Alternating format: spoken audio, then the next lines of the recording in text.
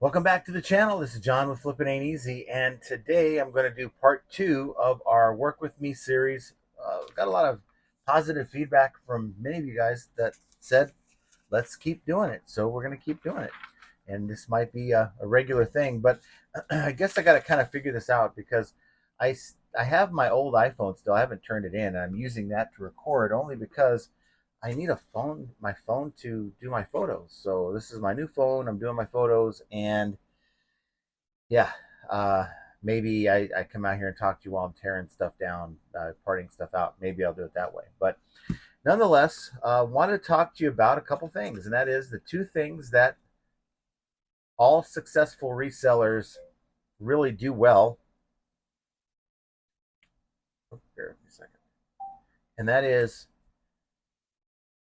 getting views to your listings, so driving traffic to your listings using the tools that eBay provides us. And the other thing that these sellers do really well is converting the sales. Once the buyer is in the listing, they're getting the sales. So how do we do that? How do we emulate what the successful sellers are doing? And I try to emulate a lot of this, and all I can do is say this is some of the stuff that I do. Um, these are uh, bullet points that I have as far as my interaction with AI. AI is a great tool, guys. Don't shy away from it. There's a lot of information at your fingertips if you allow yourself to obtain it. It's right there, and most of these are free. You can download.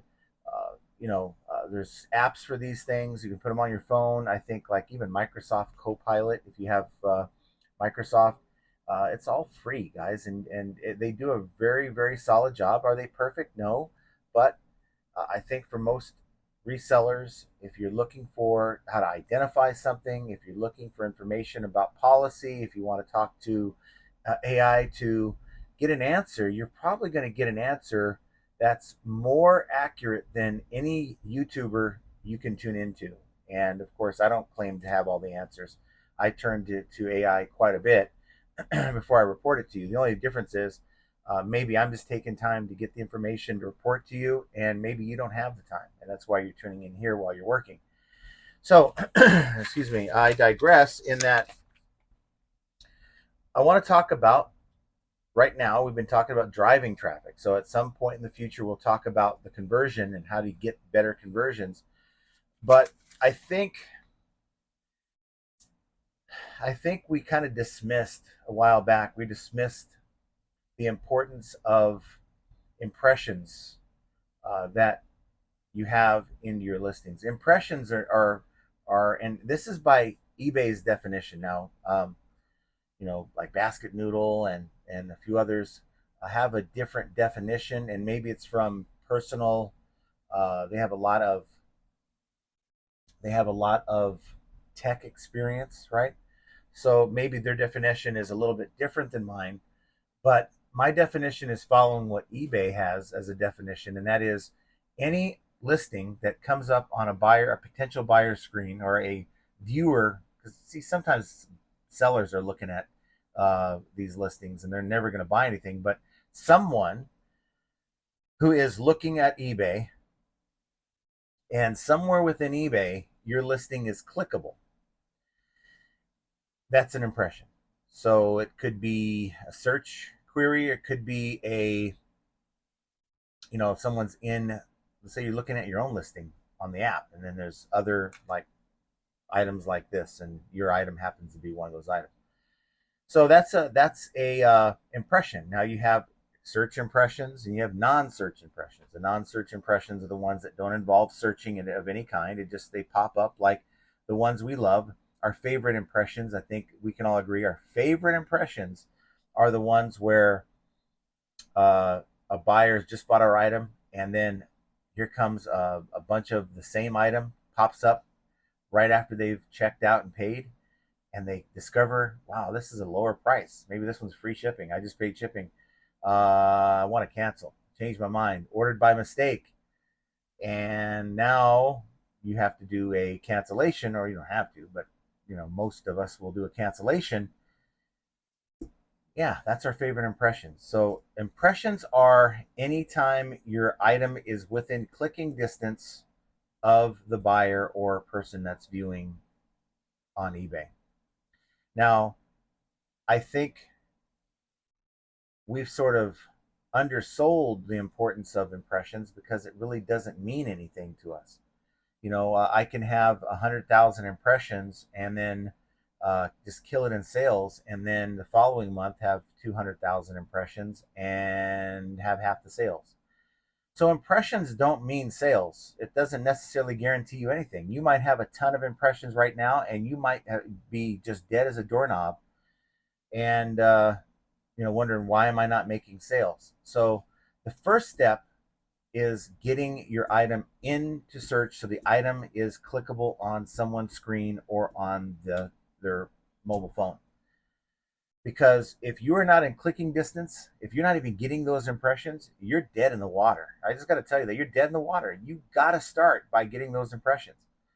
And so finding ways to increase those impressions is, if you have 1 million people on eBay and you're only able to get 0.0001% of those people to see your items in search, but somehow you're able to use these tools and go 0.0003% of all users to see your items in search.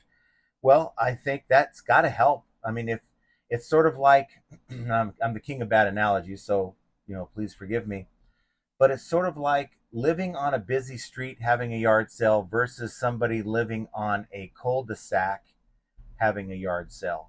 And neither person is using the tools like the yard sale app or posting signs out. I mean, that's really, you're not going to get anyone at your yard sale if you don't post signs. But let's say that they both do the bare minimum. Okay. You listed your item, that's the bare minimum. They posted signs, that's the bare minimum. They didn't put any information out on the websites.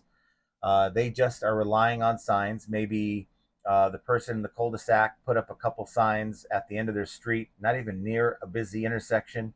And the other person that lives on a busy street, they put up the same number of signs, but they did it in such a way where those signs are out on the busy intersections, right? So they use the tools a little differently, and they're using the apps and all that. Who do you think is going to have a better turnout at the yard sale?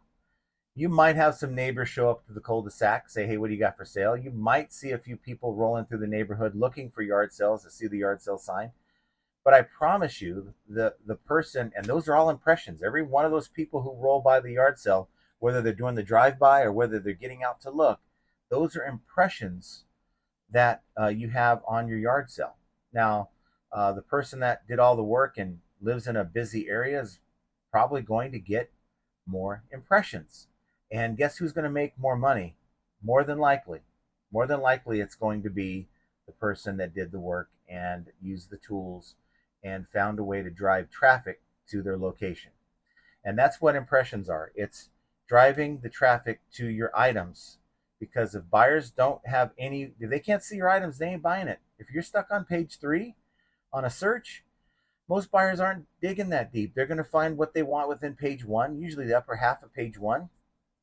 Fair price, looks like what I need, buy, I'm done. I'm on with the rest of my day. Most buyers don't have time to sit and window shop. They're looking for what they need, they find it, and then they move on. And that means that if you're on page 3, your items are going to have seriously limited exposure. So I'm supposed to be working while I'm doing this, but I'm sitting here looking at you guys.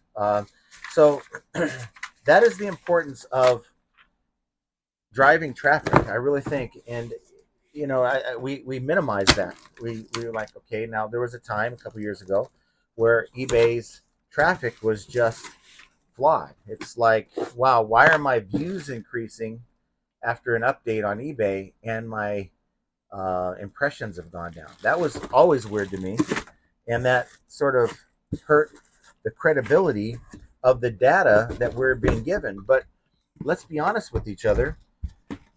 Most of us don't have any more data. That's the data we have to work with. And like it or not, if you don't trust it, I mean, what are you going to trust? I mean, you're not going to provide your own data, I don't think. And any data you get in a third party is going to be relying on eBay anyway. And we're all in the same park. I don't know. Maybe it's a bad. Need to cut this, but I'm not cutting anything. We're all in the same boat. We're in a boat. What a dummy. Who would have missed that? I guess me. So we're all in the same boat. Okay. And we got to trust it. You know, if we see that the wind is blowing one way, we're all in this boat, sails are up. Maybe last time we were in this boat, we thought the wind was going to blow us one way, it blew us another way. Well, I think we just got to write off the bad information as just saying, hey, what's going on right now? I haven't heard a lot of people say that there's a lot of misinformation with the stats that eBay is providing. So for me, I'm just going to chalk it up as how eBay has had some problems, and everyone's utilizing the same data when it comes to impressions, and therefore I'm going to trust it. I got to trust the data. And really, if you don't trust the data or anything going on with eBay, and I don't blame you if you don't, maybe it's not a good idea that you're selling there. Now, I think there's a reason why a lot of people still sell on eBay, even though we have problems. You know, maybe there's a lot of things we don't agree with how eBay does. It's because the sales are still there. That's what keeps us there. Let's just be honest with ourselves. I would not be there if eBay was like Mercari. No way. You know, other sites have had their chances to, um, take over eBay's market share, and let's be honest, they haven't been able to do it for the most part. So in a little, some ways they have, but not entirely. So I'm staying there. Now, as far as driving traffic, driving impressions, let's talk about some things. Now, we talked about how you can do markdown sales on episode 1. We also talked about your favorite topic, promoted listings, on episode 1. If you haven't seen that, go check it out. I'll put it right up here. And that will get you started on the conversation. I'm writing a note of when I made that reference so I can put something there when I upload the video. So the next one I want to talk about, and some of these are fairly obvious, but they need to be talked about, and that is your title. You have 80 characters to work with, guys. That's it. Not a whole lot. And you got to make sure that the first 5 or 6 words in that title are the most relevant. Now, you might ask me, how do I set up my title? What is the best way to set up a title on eBay? And I would say, think of what a buyer would type in search to find your item. Okay. Without knowing the model numbers, maybe they do know the model numbers, but I can tell you a lot of times buyers don't know model numbers. Unless they know exactly what they're looking for, then they'll know a model number. So there is importance of putting a model number in there, but unless they're looking for a part, like I sell parts, unless they're looking for a part where they need a part for that model number, then that model number probably isn't that important. Now, your brand name is extremely important. I think you don't have to include all brand names. I think you can withhold third-party brand names. Think about it. You have this. I get these coffee makers, right? So we'll sell a lot of coffee makers. And sometimes there's like Casa Brew or some weird like name that it's like somebody, threw a couple words together, and, or they're playing Scrabble one night when they're, thinking of a name to name their brand, and they decided on a name just randomly. Nobody's searching for that. Okay. People are searching for Breville. People are searching for Keurig. There's other brands out there. People are searching for the Philips cappuccino machines. And of course, you use those as the very first word in your title if those brands are involved. But the third-party brands that you've never heard of, that's some space you can save. So you want to pack your title while saving the space. You do not want to waste your space on terms and brands that the buyer's never going to use. You do not want to waste the space on commas, or in most cases, unless you're trying to really really enhance a word or highlight a word that they want the buyer to see, you're not going to use dashes or anything like, or parentheses or anything like that. Um, Caps, eBay doesn't want you using all caps. I've seen people make sales with all caps, but for whatever reason, eBay doesn't want you to use all caps. Maybe they feel like you're yelling at the buyer. I don't know, but don't use all caps. That's at least what eBay says. Oops, I'm having a difficult time with this one. I have to zoom in from afar because I'm getting a lot of glare from the lighting, and I don't like that. I have a car stereo, and it looks like crap, but there's a layer of film that peels off. This is actually an open box, never been installed. I don't know what vehicle, but I get a lot of these. So your title, you want to get rid of the unnecessary junk out of your title. If you find, and I see that this is a very big problem that I've uncovered, that when we do the members only shows where we go in and we critique other stores and listings within other stores, I find that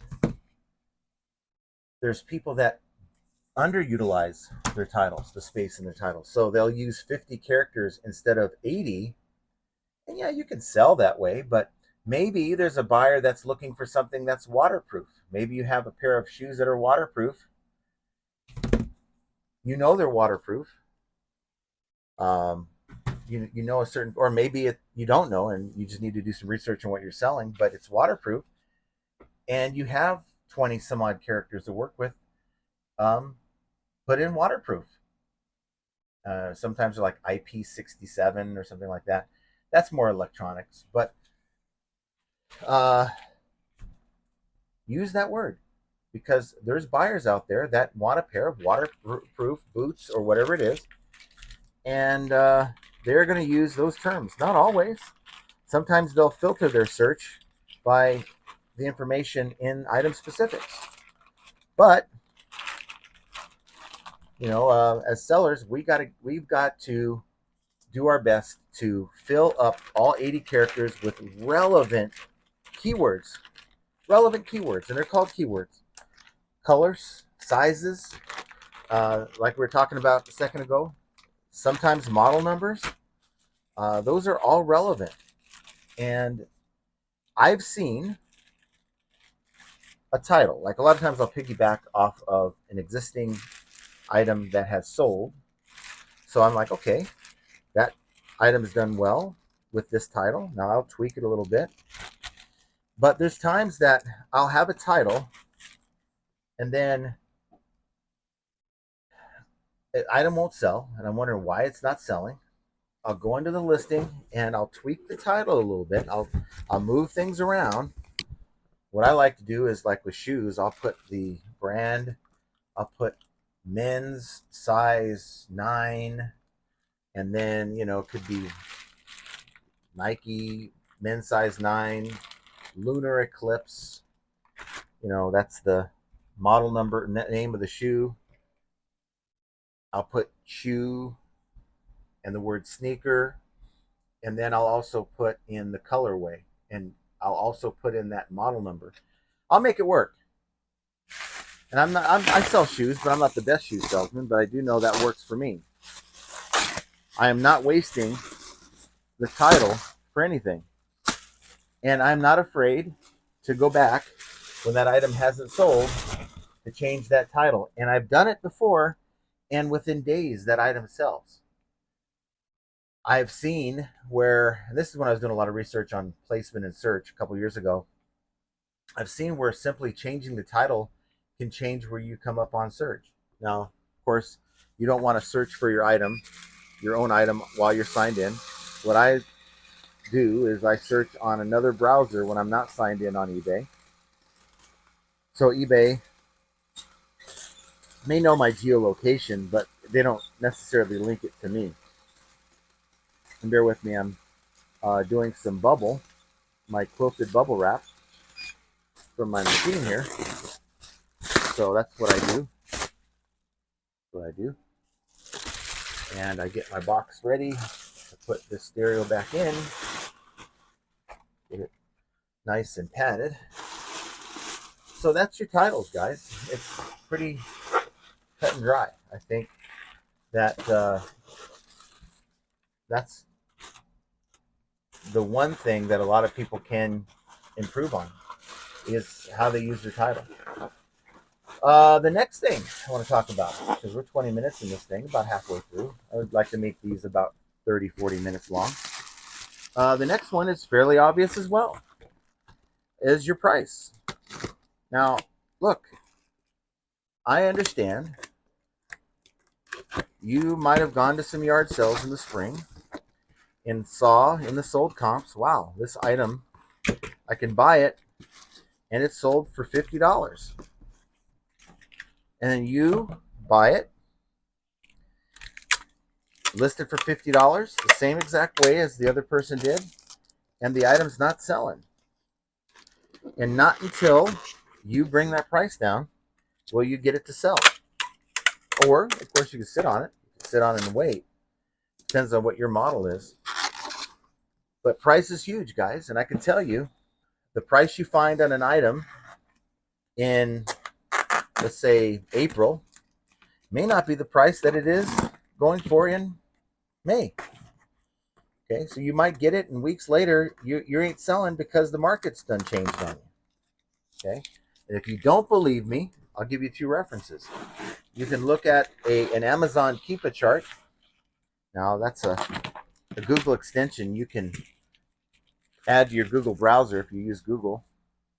And anytime you look at an Amazon listing, it'll show you a history of sales over a given period of time, and that Keepa chart is like this. Okay, it's like plateaus, peaks and plateaus. For those who don't want to mess with all that, you can go into product research, which was used to be known as TerraPeak. Look over the last 3 years. Just find a whatever random item that has been around over 3 years. If it just came out last year, it won't really do you a whole lot of good. But look at an item that you know has been around for the last couple of years, fairly common, and pull it up and take a look and see what that graph looks like. And it'll show, like, sometimes seasonally, like fall might be better for school clothing, right? And then the winter comes, shorts ain't selling that good, so they're going to go down in price. You might go to yard sales, buy up all the shorts in August, but people, when they go to buy clothes in August, they're getting ready for the fall. And you may not saying you can't sell clothing or shorts in the fall, but you're going to have fewer impressions on those items. Now, when you buy those items, you got to be strategic. You got to buy ahead of the seasonality of that item. That's why a tool like product research can really give you an idea if something's worth buying right now, or if you just want to buy it and put it aside, put it away until later. Like, for instance, I come across snowblower stuff, like the cordless snowblower stuff. I can list it now. I can list the parts. I can list the batteries for it. I can list it now, and maybe someone who's being proactive now is going to buy it, but I'm sure that they would buy it only if they can get a deal. Otherwise, they're probably just going to hold on to their money and wait until they actually need it, or when a storm's coming in, and then they'll buy it. Maybe I'm wrong on that, but it's what the data supports. So you just got to really have a plan as to, are you going to sit on items for months and maybe even a year or two until you get your price? And hey, I'm not hating on you if you do. I'm just saying, there's other ways to do it. You can look at it as, I'm into this item for $10. I know I can sell it for 50 or 60. So will I take 30 if the offer comes around? And some will be like, no, that's between fees and my cost, and I want to make some money on this. And I agree. You want to preserve your profit. We're not doing this just for the sheer fun of it. We're doing this because we're trying to make money. That's the game. That's the scoreboard. The more profit you can make, the better you're doing. You're winning.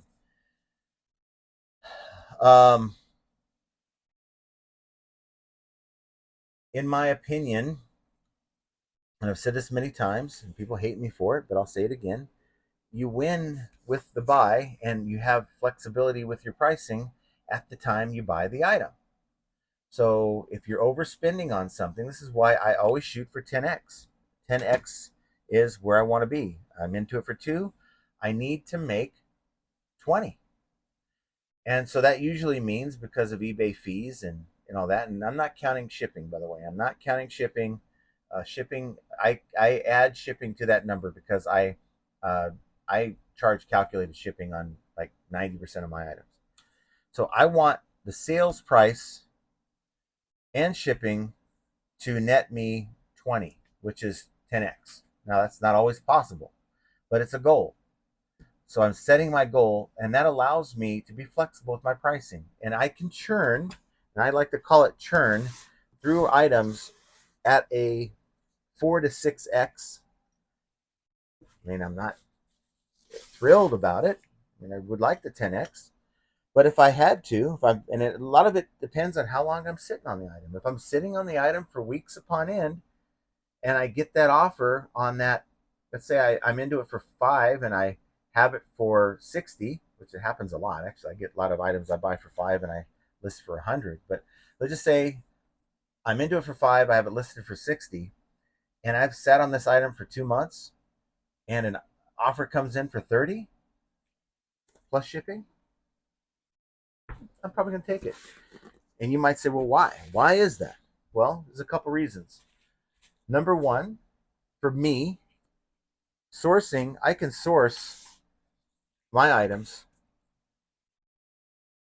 and that one item I get, I could probably get it again. My sourcing is so abundant. I have a lot of items that I can pick up. So that same $5 investment, I can flip into, okay, I'm making the 25 bucks or whatever. Turn the 5 into 25 in that example. Now I can buy $5 widgets, right? And so then I can take those 5 widgets, flip them fast, and turn those into 125 widgets within a month. But if I'm waiting for full price on that item, I might take a month to sell it. And guess what? I could turn 5 into 10, 5 into 50, which is 10x. That is, now I'm going to have 10 widgets. So at the end of the month, when I'm rebuying, because we do this so we can rebuy and reinvest, instead of having only enough money for 10 widgets, I have enough money for 125 widgets. Now I know I didn't break the math down or anything like that, but I promise you that that is the way it works. And of course, we don't do this just to flip all of our money into widgets, but the more I can flip, if I could do this every week, if I could sell one item every week, a $5 item into 25 every week, that's 100 bucks. 100, that's 20 widgets that I can now go out and buy and put back in my store. All the while, the seller B is waiting for that $5 widget to sell at full ask. I don't know if that makes sense or not, but I made a video on it, and I don't know if that made any sense or not. But that's my mentality. That's my strategy. I just took an offer for 30 bucks on something, and I'm like, I don't know if I want to go that low.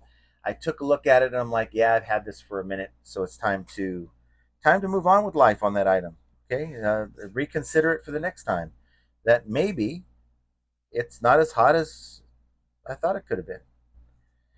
So right now, I am really going slow because I'm talking, and it's so difficult to do all this when you're yapping, when you're trying to work and you're not focused. It's very difficult. And what I'm trying to do is I'm trying to figure out which car stereo this is, because I'm going to add the photos that I went through and I did with Photo Room. I removed the background on them, and I'm going to add them to my draft. And I have drafts already made, because when I'm picking my items up, I know what I'm picking up. Not sure about the condition, but I know what I'm picking up. And so the drafts are in place for me. So then I can just, boom, I have my scale right here by the gimbal. I can see that it's this box is 4 pounds. It's 4 pounds. Remember, I do calculated shipping, so this will be box in a bag, actually, the way I have it padded really well in the box. I don't like the structure of the box itself. It's not as good as, and I'm not going to double box this. I will bubble wrap this a couple layers and put it in a poly mailer, and it has never failed me yet.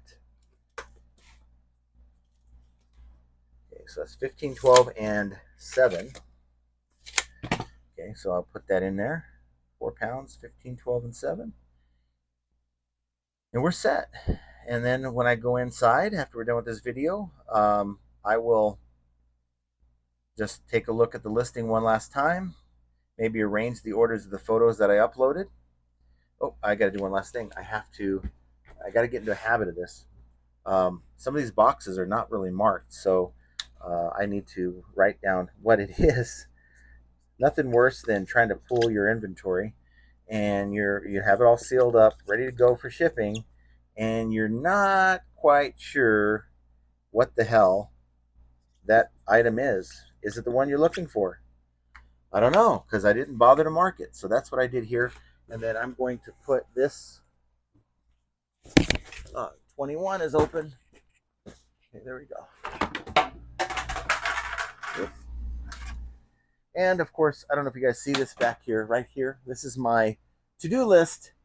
This is my pile of things I need to part out. And some have already been parted out and are waiting for me to list. So I've got a lot to do. But my main priority is my main account. So I do have some parts on the main account, but those are the higher end parts. Generally, I have complete open box, sometimes used units on the main, and that's where the bills get paid from the main, and the secondary simply just supplements that. So let's continue, shall we? So we're about 30 minutes in. We'll go a few more minutes here on this video. Hopefully you guys enjoy the conversation. Hopefully I'm not just yapping in circles. I have no idea because I don't really feel like I have much structure on this. Let's talk about having a good gallery photo. Now, I talk about the number of photos. eBay seems to be pushing to the listings quality report. They seem to be pushing the notion where you need to add as many photos as you can. They give you up to 24. Is it necessary to put 24? No. It's necessary to have an understanding that in many categories, the top 10% of items or the top 10% of listings that sell the most have at least 6 to 7 photos. And that's my experience from the listings quality report for the 10 different categories that I sell most of my items in. Now, by now, eBay should have given all of us the ability to pull up that listings quality report. They announced that at the Boss Reseller Remix. Apparently that hasn't happened because I got it, but some others don't. And I'm going to eBay Open in August, and I will be asking, one question I want to know is, why is it that such a great tool with great information like the listing quality report is not available to all sellers with the store? Does it say with the store? And I think that would be one perk eBay could actually have to say, you know, if you want to see this report, you have to have a store. Why haven't they given it to all resellers? Makes no sense. So here's a, I guess you hook this up to your water system. Gives you nice, fresh, either hot or cold water. These things are fairly popular. They sell fairly well. So a good quality, choose your very best photo, guys. So many times I'm looking at photos where someone has put something, they've laid it out on their bed.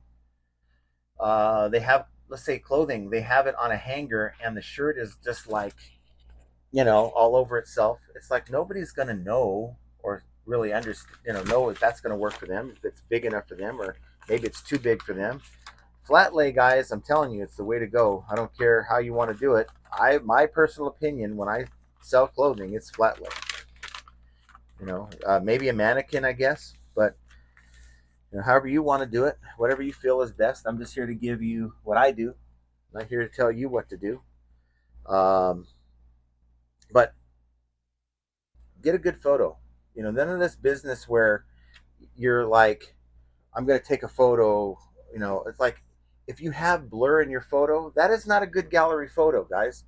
I know sometimes we're in a hurry. We're trying to get, you know, you've been conditioned by some of these channels, unfortunately, to, you know, get 100 items listed today. You know, you're not going to be a good reseller if you don't list 100 items. Now, of course, I'm faster than this because I'm normally faster than this because I'm just happen to be talking to you guys while I'm doing my work and it's distracting me. But I'm not listing 100 items a day, and I'm making $10,000 to $14,000 a month on the main account. I'm listing what, about $1,000 a day, $800 to $1,000 a day. Notice I didn't tell you how many items.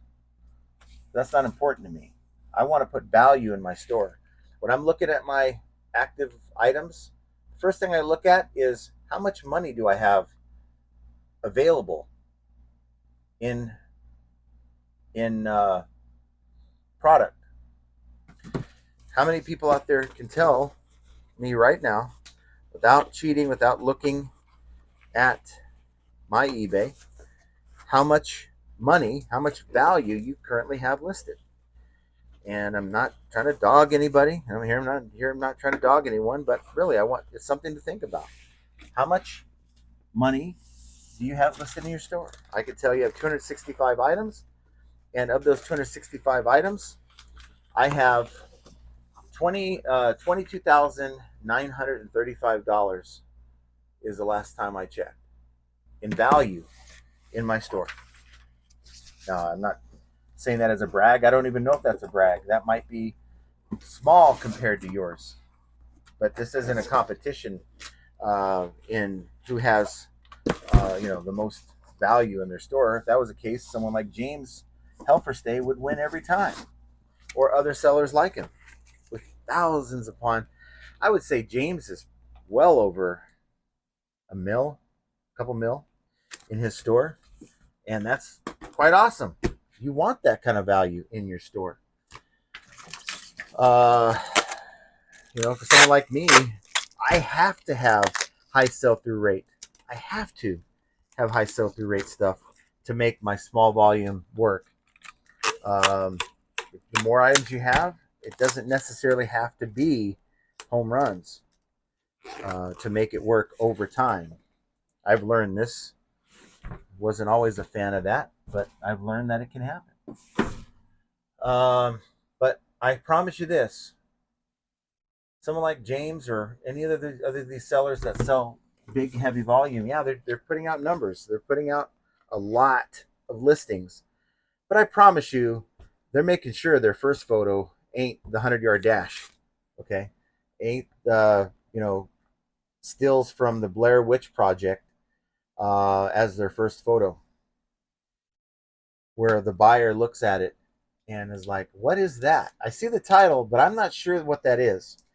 And it sends a message to the buyer that you don't have much attention to detail when you put listings out with a photo that isn't very clear. And this business is about first impressions. It's about how does the buyer feel about the item that they're looking at. And through your photos, through your gallery photo, even if you just use one photo, you better make it count. It's like the Eminem. You only got one shot. This is your chance to blow. Well, guess what? That photo is your one shot. That's it. That's it. One shot. And then they're going to move on. Now, you still make sales that way, I guess, but you're going to be better off. Now, there's some people are like, "Hey, John, I don't have a photo booth. This is the best that I can do. My camera is my phone, and my phone is very old, and I can do what I can do." Okay, but I understand where you're coming from, but I've taken photos with undesirable lighting and maybe in a location where there wasn't a white background, and I've utilized my photo room app. And you got to invest a little bit in your business. My photo room app, it's like $60 a year, but I promise you, man, I could take a photo on my bed right now with some lighting. You got to have some lighting, and I can make whatever I'm taking a photo of look like it's on a immaculate beach. Um, it just depends on the theme of what you're selling. Now, you don't have to do that, but I would definitely recommend a white background. I think because Google wants that. eBay's kind of pushed that. Now, of course, with their own background removal tool, they even have where you could put an AI background, like maybe a marble floor or a wood floor. These are all nice touches. And if you don't care so much about exposure on Google, then put that gray background. But don't have stuff in the photo like, it's on a desk, on a cluttered desk, and you're taking a photo of this thing um, on an unmade bed or anything like that. Use the tools. eBay's giving you those tools for free, even though it's not my favorite and I don't think they work all that great. But the background removal tool is adequate enough for when you don't have the money to spend on like a photo room, that you can get in there and really improve the quality of your photos without having a fancy layout. So ultimately, the other thing that I wanted to add to this section of the conversation is product identifiers. So if you have UPC MPN, which is the manufacturer part numbers, the GTIN, I do not know what that means, so I'm not going to try to pretend that I know. If you have those, it enhances the listing credibility. Okay, it helps buyers verify items and boost conversion, which we're not really talking so much about right now, especially for tech or branded goods. Include these in your item specifics. Okay, and that's what Grok has included in a way to improve your impressions. Okay, improve your impressions. Give the data to eBay, and that's filling in. And I'm finding that this is really important. Rachel Strickland, about a year and a half, 2 years ago, did a video on even creating item specifics to add more data. So filling in the data that eBay is asking you for, that's important so that when the buyer gets into the search, they can go in and filter that search. Okay, I want a pair of red jeans, not blue jeans. Okay, I see women wearing red jeans. I'm not going to go there. Red jeans, not blue jeans. And if you have red in your item specifics, you're going to be included, or any, I think, iteration of red. I think burgundy or something maroon would actually fall into that category. Those jeans will come up.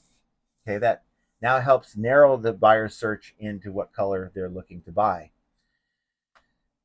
I don't know other factors with that, but that gives you an idea why it's important to fill in the item specifics. So I am going to be utilizing AI, where you take a shot of, here's my item specifics that I have for this item. I have like half of them that are empty. Screenshot, send it over to AI. AI, tell me what the values are for each of these item specifics. And it'll go and do the homework for you. It'll come up with, boom, this value, this value, this value, this value. I like to have two separate screens when I'm working. So on this screen, I have all the data. I'm in my listing and I'm just typing it in. Copy, paste, copy, paste. You haven't typed anything, copy, paste. And filling in as much information as you can for your item specifics so that your buyers, once they've done that initial search, can find your item through the filtering process. And don't sleep on this, guys. If you see item specifics that have a high number next to it and or the word trending, that means that approximately that's the number of times that users, and I like to think it's over 90 days because that's what eBay keeps data for, 90 days. So I assume over the last 90 days that's the number of times somebody utilized the filter to filter down their data, and that is the color. They use the color, the size. They filtered it down by size. So those are the more important, or the most important item specifics to get data for, so that you're going to continue to be visible in some buyer search. Because the moment they select green and you have a pair of red pants, well, your red pants aren't going to show up anymore. That's the way it's designed to work. So keep all your data in there. And if you don't have a value, you don't have a color in there, well, they try to refine it by color and ain't going to show up. Even if you did have red and they're looking for red, even if they did have green and they're looking for green, it ain't showing up. And you're going to lose a sale. And therefore, your chance of gaining that impression and or page view has just been pissed out the window. So guys, I think we're going to end it there at 45 minutes. I think I got 2 items done. I mean, I'm not that slow, but I think it's important to have this kind of a conversation. I can kind of get a little bit of work done and kind of talk to you guys about my processes and everything. And hopefully this is something that you guys want me to continue doing. And hopefully somebody out there's been able to, you know what, maybe John's onto something. I'm going to try it in my own business and, you know, maybe it'll work, maybe it won't. That's what I'm fishing for. And hopefully if this is something that you guys enjoy, that we'll keep doing it again. I don't mind being out here in this hot garage. I got the AC running. Hopefully you can hear that over me. I hear me over that. And all's well. So guys, getting eyes on your items, getting the buyers to even know your item exists on the platform, I think it's very underrated. I think people maybe don't understand it enough, the importance of it. And it's yet another example of how flipping ain't easy. And I want you guys to have an excellent rest of your day. We will talk to you on the next one we do, which I'm not going to call part 3, but we're going to talk about the conversions on how to get the buyers in your listing. They see your item, they click on it, that's a view. Well, how do you get that view into a sale, which is a conversion? And we'll talk about that here on the next one. So with that, you guys have an excellent day, and we'll talk to you here very soon. Take care.